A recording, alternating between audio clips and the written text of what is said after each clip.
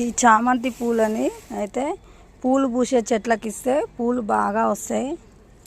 ఇంకో ఇవన్నీ తీసేయాలి. తీసి దాంట్లోనే వేస్తే కంపోస్ట్ అవుతుంది. పూలు పూసే చెట్లకి ఇస్తే చామంతి పూలు ఏ పూలైనా సరే కంపోస్ట్ ఈ పూలకు చెట్లకు మంచిగా అవుతుంది. ఒక డబ్బాలో మనం డబ్బా పెట్టుకున్నాం కదా, డబ్బాలో వేసేస్తున్నాం.